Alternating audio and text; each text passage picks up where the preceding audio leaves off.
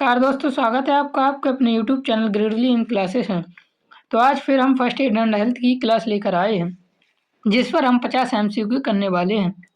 जैसे कि आपको पता है, ये 500 से क्वेश्चन की सीरीज चल रही है, जिसके पार्ट 7 हम कर चुके हैं। बीए, बीएससी, बीकॉम के सेकंड सेमेस्टर या फर्स्ट सेमेस्टर के स्टूडेंट के लिए ये क्लास है। और आप किसी भी यूनिवर्सिटी से हैं, आपको ये क्लास इम्पोर्टेंट होगी। इस पर हमने मोस्ट इम्पॉर्टेंट और मोस्ट रिपीटेड क्वेश्चन को लिया हुआ है। तो आपको ये 500 क्वेश्चन की पूरी सीरीज पढ़नी है। इसके बाद आप एग्जाम का एक भी क्वेश्चन खाली नहीं छोड़ेंगे, ये मेरी गारंटी है आपसे। चैनल पर नए हैं तो चैनल को सब्सक्राइब जरूर कर लेना, जिससे कि आप हमारे चैनल पर कंटिन्यू बने रहें और आप अपने एग्जाम को अच्छे तरीके से क्वालिफाई कर सकें। तो यदि आप इन क्वेश्चनों के पीडीएफ भी चाहते हैं तो उसके लिए मैं आपको वीडियो के अंत पर बताऊंगा कि आपको पीडीएफ कहाँ से मिलेंगे। तो वीडियो के अंत तक जरूर जुड़े रहें। ये पूरे 500 क्वेश्चन की सीरीज है। तो आज हम 351 से शुरू करने वाले हैं। इसके पहले 350 क्वेश्चन हम कर चुके हैं। तो चलिए अपने प्रश्नों की ओर बढ़ते हैं। हमारा पहला प्रश्न दिया हुआ है, प्राथमिक चिकित्सा में एबीसी का अर्थ क्या है? तो इसका हमारा सही आंसर है एयरवे ब्रीदिंग सर्कुलेशन। एयरवे का मतलब होता है श्वसन मार्ग की जांच, ब्रीदिंग का मतलब होता है सांस की जांच, और सर्कुलेशन का मतलब होता है रक्त संचार की नाड़ी की जांच। तो एबीसी का अर्थ होता है एयरवे ब्रीदिंग सर्कुलेशन। चलिए अगला प्रश्न देखते हैं। अगला प्रश्न हमारे दिया, विश्व के सबसे बड़े प्राथमिक चिकित्सा प्रदाताओं में से एक है। तो इसका हमारा सही आंसर हो जाएगा red cross. International federation of red cross दुनिया भर में प्राथमिक चिकित्सा प्रशिक्षण और सहायता प्रदान करने वाली प्रमुख संस्था है। इसका रेड क्रॉस का पूरा नाम क्या है? Federation of red cross. चलिए अगला प्रश्न देखते हैं। अगला प्रश्न हमारा दिया हुआ है, सीपीआर का पूर्ण रूप है। तो इसका सही आंसर है सीपीआर का पूर्ण रूप है कार्डियोपल्मोनरी रेस्क्सेशन। सीपीआर एक आपातकालीन प्रक्रिया, इमरजेंसी प्रक्रिया है, जिसका उपयोग तब किया जाता है जब किसी व्यक्ति को दिल की धड़कन या सांस क्या होती है, रुक जाती है। तो सीपीआर का फुल फॉर्म क्या? कार्डियोपल्मोनरी रेस्क्टेशन। अगला प्रश्न देखते हैं, पेसमेकर संबंधित है। तो इसका सही आंसर हो जाएगा पेसमेकर हार्ट से संबंधित है। पेसमेकर एक छोटा उपकरण है जिसे दिल की धड़कनों को नियंत्रित करने के लिए छाती या पेट में रखा जाता है। अगला प्रश्न हमारा देखिए दिया हुआ है, घाव साफ करने के लिए एंटीबैक्टीरियल लोशन इनमें से कौन है? तो इसका सही आंसर हमारा हो जाएगा उपयुक्त सभी, डिटॉल, हाइड्रोजन पेरोक्साइड और सेवलॉन। डिटॉल, हाइड्रोजन पेरोक्साइड और सेवलॉन तीनों कीटाणुओं को मारने और घाव को साफ करने में क्या होते हैं? प्रभावी होते हैं। अगला प्रश्न हमारा दिया हुआ है, निम्न में से प्राथमिक चिकित्सा का उद्देश्य नहीं है। तो इसका सही आंसर हो जाएगा स्थिति बिगड़ने से रोकना प्राथमिक चिकित्सा का उद्देश्य नहीं है। स्थिति बिगड़ने से, अरे इसमें पूछा उद्देश्य क्या नहीं है, तो घायल की जान बचाना हमारे उद्देश्य है, स्थिति बिगड़ने से रोकना भी उद्देश्य है, और घायल व्यक्ति की सुधार में सहायता करना भी हमारा उद्देश्य है। डॉक्टर के आने की प्रतीक्षा करने से पहले ही हमें घायल की जान बचानी चाहिए, उसकी स्थिति बिगड़ने से रोकना चाहिए और सुधार में सहायता करना चाहिए। तो इसका सही आंसर हो जाएगा बी ऑप्शन, डॉक्टर के आने की प्रतीक्षा। अगला प्रश्न हमारा दिया हुआ, प्राथमिक चिकित्सा निम्न में से किस स्थिति में दी जा सकती है? तो इसका सही आंसर है प्राथमिक चिकित्सा निम्न में से तीनों स्थिति में दी जा सकती है, रक्तस्राव, दम घुटना और हड्डी टूटने पर। अगला प्रश्न देखते हैं। अगला प्रश्न हमारा दिया हुआ है, लाल रक्त कणिकाओं का निर्माण कहाँ होता है? तो इसका हमारा सही आंसर हो जाएगा अस्थि में। आरबीसी यानी लाल रक्त कणिकाओं का निर्माण अस्थि मज्जा में होता है। अगला प्रश्न देखते हैं। अगला प्रश्न दिया, मानव शरीर की सबसे बड़ी हड्डी फीमर को क्या कहते हैं? तो मानव शरीर की सबसे बड़ी हड्डी फीमर की हड्डी, जांग की हड्डी होती है। फीमर जो हड्डी है मानव शरीर की सबसे लंबी और मजबूत हड्डी है, जो कहाँ? जांग में स्थित होती है। अगला प्रश्न देखते हैं। अगला प्रश्न हमारे दिया, श्वसन तंत्र का कार्य क्या है? तो श्वसन तंत्र का कार्य कोशिकाओं तक ऑक्सीजन पहुंचाना और CO2 को बाहर निकालना, इसलिए इसका सही आंसर हो जाएगा उपयुक्त दोनों। श्वसन तंत्र हवा से ऑक्सीजन लेकर रक्त के माध्यम से और कोशिकाओं तक पहुंचाता है और शरीर में कार्बन डाइऑक्साइड को बाहर निकालता है। अगला प्रश्न देखते हैं, किस रक्त समूह में एंटीबॉडी नहीं होते हैं? तो इसका सही आंसर है ए बी रक्त समूह में कोई एंटीबॉडी नहीं होता है, इसलिए इसे यूनिवर्सल रिसीवर या सर्वग्राही भी कहा जाता है। अगला प्रश्न देखिए, श्वेत रक्त कणिकाएं को क्या कहते हैं? श्वेत रक्त कणिकाओं को ल्यूकोसाइट्स कहते हैं। WBC यानी व्हाइट ब्लड सेल्स की वैज्ञानिक भाषा में ल्यूकोसाइट्स कहते हैं, जो शरीर की रक्षा प्रणाली का एक हिस्सा है। अगला प्रश्न हमारा दिया हुआ है, एक वयस्क मानव में हड्डियों की संख्या होती है? तो इसका आंसर सभी को मालूम होगा, 206 हड्डियां होती हैं। वयस्क होने पर कई हड्डियां आपस में जुड़ जाती हैं, जिससे हड्डियों की संख्या 206 बचती है बड़े होने पर। अगला प्रश्न हमारा दिया, निम्न में से कौन कंकाल प्रणाली का भाग है पर हड्डी नहीं है? तो इसका हमारा सही आंसर हो जाएगा दांत। दांत कंकाल प्रणाली का भाग है, लेकिन वे हड्डी नहीं होते हैं। दांत इनामेल और डेंटिन से बना होता है। किससे बना होता है? इनामेल और डेंटिन से बना होता है। चलिए अगला प्रश्न देखते हैं। अगला प्रश्न दिया हुआ है, जलने को कितने भागों में वर्गीकृत किया जाता है? तो इसका सही आंसर है फर्स्ट डिग्री बर्न, द्वितीय डिग्री बर्न और तृतीय degree burn. First degree burn, second degree burn और थर्ड डिग्री बर्न। चिकित्सीय विज्ञान में जलन की गंभीरता को फर्स्ट, सेकंड और थर्ड डिग्री के आधार पर मापा जाता है। अगला प्रश्न हमारा देखिए, घाव या चोट में प्राथमिक चिकित्सा के चरणों का सही क्रम है? तो इसका हमारा सही आंसर हो जाएगा, पहले रक्त को रोकना चाहिए, उसके बाद सफाई करनी चाहिए, उसके बाद एंटीबायोटिक का इस्तेमाल करना चाहिए, उसके बाद मरीज को अस्पताल ले जाना चाहिए। सबसे पहले खून बहना रोकना चाहिए, ये हो गया। फिर सफाई और संक्रमण से बचाव हो गया, एंटीबायोटिक, और उसके बाद ही अस्पताल ले जाना चाहिए। अगला प्रश्न हमारा दिया हुआ है, मानव श्वसन प्रणाली का मुख्य अंग है? तो सही आंसर हो जाएगा फेफड़ा। मानव श्वसन प्रणाली का मुख्य अंग फेफड़ा है, क्योंकि गैसों का आदान प्रदान फेफड़ा ही करता है। अगला प्रश्न हमारा दिया हुआ है, निमहैंस स्थित है? तो इसका सही आंसर है निमहैंस बेंगलुरु में स्थित है। NIMHANS national institute of mental health and neuroscience है। इसका फुल फॉर्म क्या है? National institute of mental health and neurosciences, जो कि कहाँ स्थित है? बेंगलुरु में स्थित है। अगला प्रश्न हमारा देखिए, मानव विज्ञान प्राथमिक चिकित्सा PFA के ESACC सिद्धांत में एस का अर्थ क्या है? तो इसका सही आंसर हो जाएगा, एस का अर्थ है स्थिरता या इंग्लिश में स्टेबलाइजेशन बोल सकते हैं। अगला प्रश्न हमारा दिया हुआ है, भोजन को श्वास नली में जाने से कौन रोकता है? तो इसका सही आंसर हो जाएगा एपिग्लोटिस। भोजन में एपिग्लोटिस एक ढक्कन की तरह काम करता है, जो निगलते समय श्वास नली को क्या कर देता है? बंद कर देता है, ताकि खाना श्वास नली पर न घुसे। अगला प्रश्न दिया हुआ है, प्राथमिक चिकित्सा के समय संक्रमण से बचाव के क्या उपाय हैं? प्राथमिक चिकित्सा के समय संक्रमण से बचाव ये तीनों हैं, हाथ धोने चाहिए, दस्ताने मास्क का प्रयोग करना चाहिए और सैनिटाइजर का प्रयोग करना चाहिए। इसका सही आंसर हो प्रयोग सभी।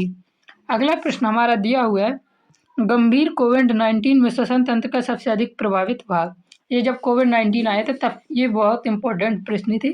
खैर अब इनकी इतनी ज़्यादा वैल्यू नहीं है, लेकिन फिर भी हमें इन्हें पढ़कर जाना चाहिए।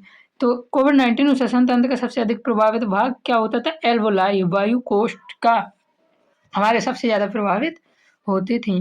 अगला प्रश्न हमारा दिया हुआ है, CO2 रक्त हृदय में किसके द्वारा लौटता है? तो इसका सही आंसर हो जाएगा CO2 युक्त रक्त हृदय में शिराओं द्वारा, इंग्लिश में वेन्स कहते हैं। अशुद्ध रक्त CO2 युक्त रस कहलाता है, शरीर से हृदय की ओर शिराएं ले जाती हैं।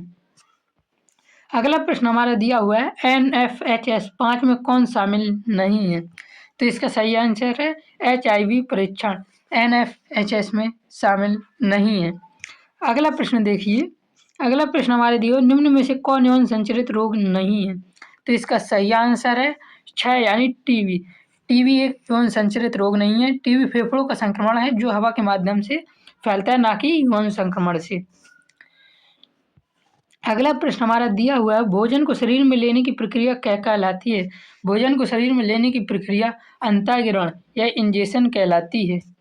अगला प्रश्न हमारा दिया हुआ है चिंता विकार का एक प्रकार है, तो इसका सही आंसर हो जाएगा उपरोक्त सभी पीटीएसडी, जीएडी और फोबियन मानसिक स्वास्थ्य विकार होते हैं जो अत्यधिक चिंता या डर से उत्पन्न होते हैं।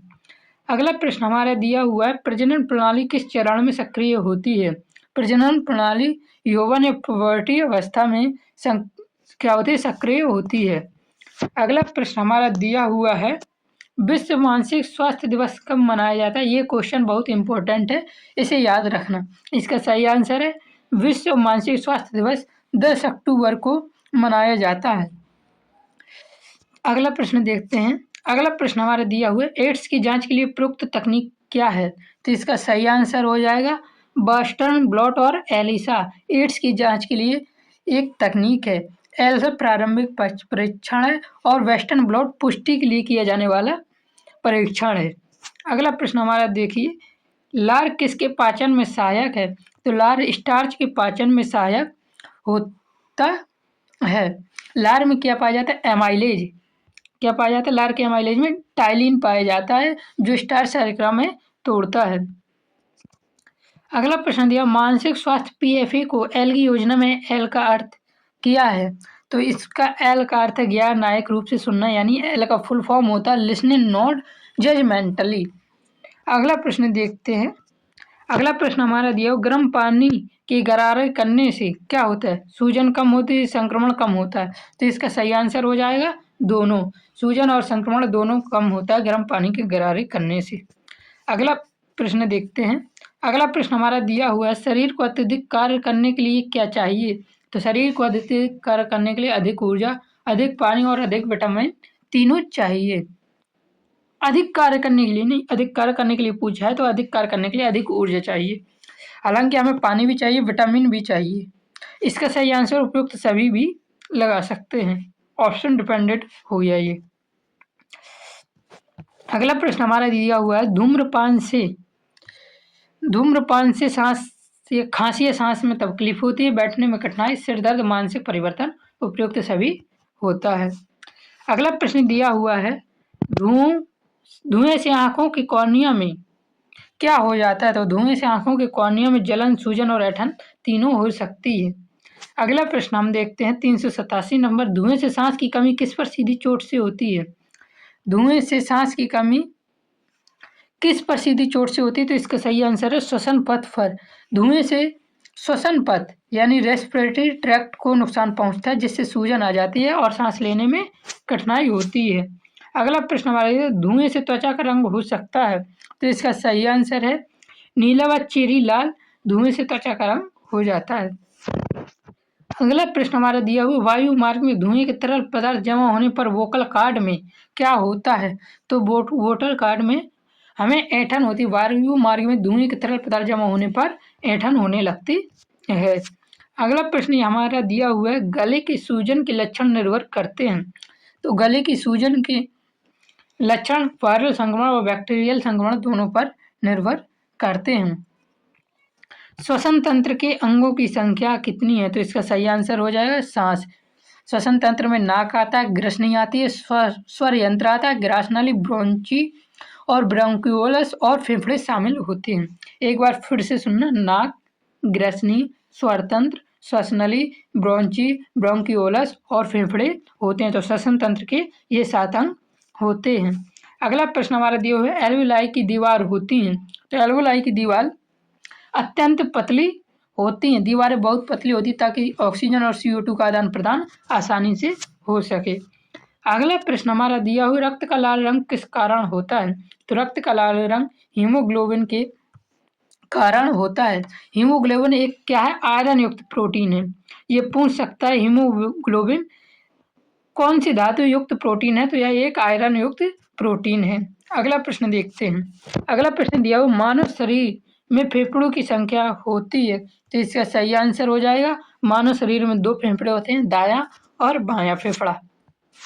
अगला प्रश्न दिया मानव शरीर के प्रमुख श्वसन अंग है। तो इसका सही आंसर हो जाएगा प्रमुख श्वसन अंग हमारा फेफड़ा है। हालांकि नाक श्वसन मार्ग का भी हिस्सा है लेकिन फेफड़े ही प्रमुख श्वसन अंग हैं। जो कि सीधे गैसों का विनिमय करते हैं। अगला प्रश्न हमारा दिया हुआ है, गले की सूजन एक कैसी बीमारी है? तो गले की सूजन एक संक्रामक बीमारी है। अगला प्रश्न हमारा दिया है, उचित श्वसन के लिए किस वायु में सांस लेनी चाहिए? तो उचित श्वसन के लिए ऑक्सीजन युक्त वायु में सांस लेनी चाहिए। अगला प्रश्न दिया हुआ है, डूबते व्यक्ति के बचाव में क्या करना चाहिए? डूबते व्यक्ति के बचाव में उसे सिर नीचे रखना चाहिए। यदि फेफड़ों में पानी चला गया हो तो प्राथमिक उपचार में पानी बाहर निकालने के लिए सिर को शरीर को बाकी हिस्सों से नीचे रखना मददगार होता है। तो डूबते व्यक्ति से बचाव के लिए सिर नीचे रखा जाएगा। अगला प्रश्न हमारा दिया हुआ है, धुएं के कारण त्वचा का रंग हो सकता है? तो इसका सही आंसर हो जाएगा, धुएं के कारण नीला और कैसा लाल सा हो जाता है। तो इसमें नीला बस ऑप्शन दिया हुआ है। धुएं के कारण त्वचा का रंग नीला हो सकता है। ये वाला लाल नहीं होता, कैसा लाल होता है ये याद नहीं आ रहा, मैं भूल गया हूँ, कमेंट में डाल दूंगा। धुएं के कारण त्वचा का रंग नीला हो जाता है। अगला प्रश्न हमारा दिया हुआ है, वक्ष गुहा में फुफ्फुस प्लूरा के भीतर कौन सा अंग स्थित होता है? तो इसका हमारा सही आंसर हो जाएगा फेफड़ा। वक्ष गुहा में फुफ्फुस प्लूरा के भीतर फेफड़ा अंग स्थित होता है। तो ये इसमें ऑप्शन दिया नहीं है, सही आंसर हो जाएगा फेफड़ा, ये याद रखना। प्लूरा वह दोहरी झिल्ली है जो फेफड़ों को घेरती है और उनकी सुरक्षा करती है। तो दोस्तों ये आपके मैंने 400 क्वेश्चन कंप्लीट करवा दिए। अब यदि आप इसका PDF चाहते हैं तो उसके लिए आपको क्या करना होगा, हमारे यूट्यूब के बायो पर क्या दिया होगा, एक लिंक दिया होगा टेलीग्राम का। यूट्यूब के बायो पर लिंक टेलीग्राम का दिया होगा, वहाँ पर उस लिंक पर आपको क्लिक करना है और हमें वहाँ मैसेज करना है, जिसके लिए आपको हमें PDF के लिए सिर्फ 9 रुपये का पेमेंट करना होगा। 9 रुपये का पेमेंट करते ही आपको सारे PDF का एक्सेस मिल जाएगा। आपको एक ग्रुप से जोड़ दिया जाएगा जो कि प्राइवेट ग्रुप होगा, जिसका पेमेंट करने पर ही आपको जोड़ा जाएगा। हमारे चैनल पर जितनी भी वीडियो डालेंगे, जितने भी क्लास के हम करवाएंगे, सबका PDF आपको सिर्फ 9 रुपये पर मिल जाएगा। तो यदि आप PDF चाहते हैं तो ज़रूर मैसेज करें। चैनल पर नए हैं तो चैनल को सब्सक्राइब जरूर कर लीजिए। नमस्ते दोस्तों, जय हिंद, जय भारत।